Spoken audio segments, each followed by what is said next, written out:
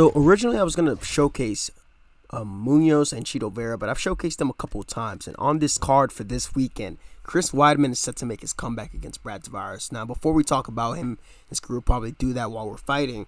In this game, he's all right. He has 5 perks: Wake Up Call, Fast Hands, Bulldog, Nightmare, and Wrestle Clinic. So, good amount of striking perks, some recovery perks, and grappling perks there. Give him +5 in those necessary areas. Of course, we have the UFC 4 perk breakdown video if you guys want to get really specific. Striking-wise, not too good in the stand-up, but I really think he should have a little bit more love there.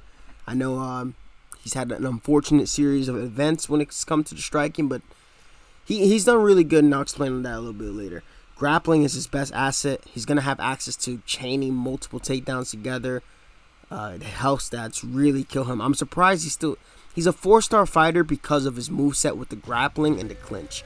But health stat wise and striking wise, he's probably the worst 4-star. He's a 3.5-star fighter currently, really. And even his move levels on the feet, his jab is a level 2, which I kind of disagree with, based on his fight against Jacare Souza, even his fight against Yoel Romero, fight against Rockhold, the fight where he threw the infamous spinning heel kick. As I can see, is level 1. Yeah, man. Clinch hooks is good. Takedowns, yeah, he's gonna have access to multiple turns. But yeah, I remember that fight when he threw the spinning heel kick against Rockhold, exposed his back. That was the beginning of the end, and I went to sleep right after because Aldo was going to fight McGregor, and I said, if Chris Weidman loses, Aldo's going to lose. So we're going to go into quick fight. Not going to have too much time to go wait for ranked championships, and hopefully we'll get a worthy opponent. I think the hardest thing about quick fight is making sure your opponents don't quit. Hey, I've been at this for like about half an hour now.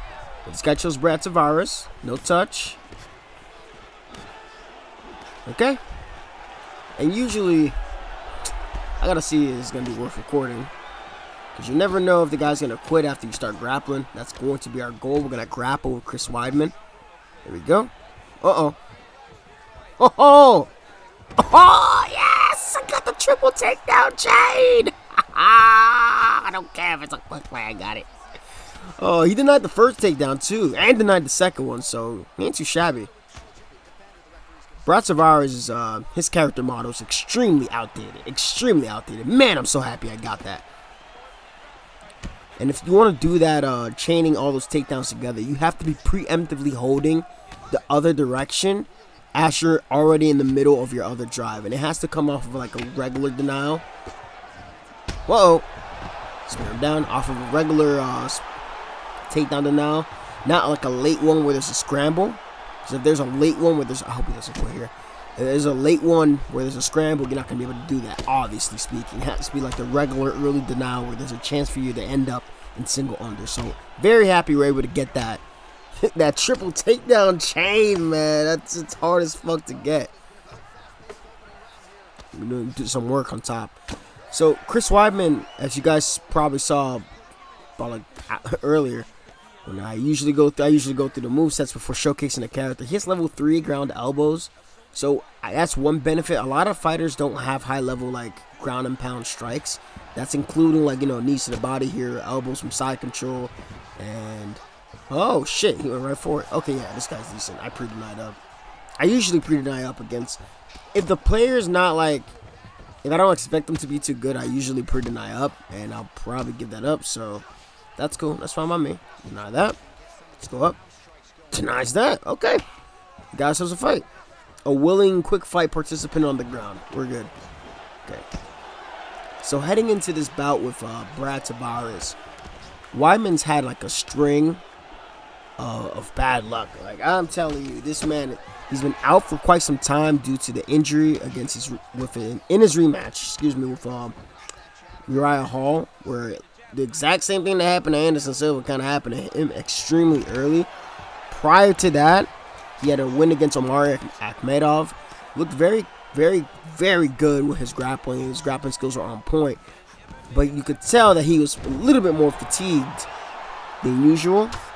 That third round was not looking too good for him. And it seemed like, Weidman was just getting... When he went on his losing streak after he lost to Luke Rockhold, man, that was some shit. Outside of his light heavyweight debut against Dominic Reyes, where it was really steamrolling right there.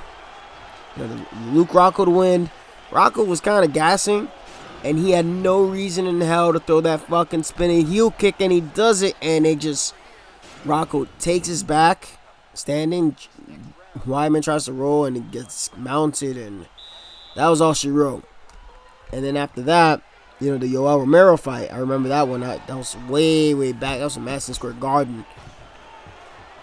Okay, he went for the late denial this time. In Madison Square Garden. He's telegraphing a lot of his takedown entries, if you guys notice. Trying to, fake low to the body, uses the jab, he'll get to the body, lead body hook. And he'll, go and basically fake the high crouch, because at middleweight, you got to give Chris Weidman credit. His entry for the high crouch takedown is very, very smooth. You have to respect that feint. You saw a lot of that against Lyoto Machida, too. It was something that he used to close the distance. He also had no issues with kicking. Chris Weidman, for what it's worth, he was pretty freaking smart with not overextending himself on punches, not throwing looping overhand rights. Kept his boxing very, very solid. That's why he had a lot of success against Anderson Silva in both bouts, which they focus so much on Anderson clowning around, but Weidman was going to win outside of a Hail Mary miracle from Anderson Silva, the way that he looked that night. But, Gegard Mousasi won that one. He was kind of a victim of the stupid replay rule. I'm not a fan of that shit. I think now they've changed in a couple of states. This guy's going crazy. Yeah, slow him down. But it was just, it was a chance that it was an illegal knee, and then they stopped the fight. But we just saw over the weekend, dude, it looked like, not over this weekend, I forgot what fight it was. Somebody got hit to the body, and he said it was a dick shot, and it was clearance to the body, but it didn't stop the fight. Something like that. Or it hit his body first, and then his cup. But you could see the reaction was after he hit his body. So, you know what I mean. And the other thing, too, was he was fighting in New York. And it just seemed like, he got finished back-to-back in New York. And it seemed like he had no good luck there. Of course, he bounced back when it went over Kelvin Gastelum. Got a submission in round 3. Which was, I think it was the main event. It was UFC on Fox. And I remember he got stunned in that bout, too. And he submitted... Kelvin, I meant to fucking... I did the wrong thing. I did not mean to get up. I'm just trying to do a little transition magic.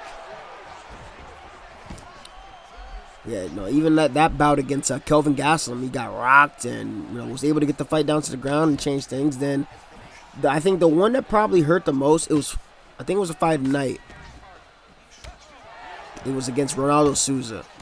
And if you notice what I've been doing with Chris Weidman right here, I've been throwing the jab, backstepping. Throwing the jab, backstepping. And for 2 rounds and a fucking half, Chris Weidman looked so goddamn clean with his jab. His boxing looked good. It's going to good enter the round. Body teeps and everything else looked good. He was avoiding big shots. Souza started to work to the lower body, and then the footwork of Weidman went down. And then he got finished in the 3rd. Oh my God, bro. Even thinking about that shit. Watch that fight. There's people that don't like to watch fights when certain fighters lose. There's sometimes a lot of times when fighters lose, they still were doing the right thing. It just could be something happened against their opponent. But he was doing a good job of circling, bobbing off. We got this guy rocked over here. There we go. Don't want to get swept, so we'll keep very economical with the ground and pound. And then Dominic Reyes. So, going against Brad Tavares. Oh my God, I meant to go to stacked. There's a contextual transition you can do. Not contextual. It's you go for the get up and then you release L1. But sometimes I feel like it don't work the way it's supposed to. Oof. Now, Brad Tavares, he is a game dude. A very dangerous guy to have your return fight be against. So I don't know how that's going to go for Weidman. I can definitely see a situation where, oh my gosh. Damn, I couldn't change it that time. But I'll say, it's a dangerous guy to fight. He's fought the best of the best. And he's notoriously pretty hard to finish. He's gone the distance with Dricus Duplessis, Israel Adesanya. I think Edmund Serbazian. No. Actually, no. I think, did he get finished? I got to check, actually. Because I remember Tavares fighting Dricus Duplessis, but I don't know if he has another fight after that. I have to check when I do his showcase. But he is pretty hard to finish. I don't think he has too many losses by KO. I could be wrong. Spear him down. Don't quit, please. Okay. Usually they quit at this point. Good now. Okay. Uh-oh. Let's go for the submission. No, even though Weidman's sub-offense is not as solid as it should be, he does have pretty solid subs. I think he has that. Who does he have the standing guillotine win over? I think it's against. I'm trying to think. He has a standing guillotine. I forgot.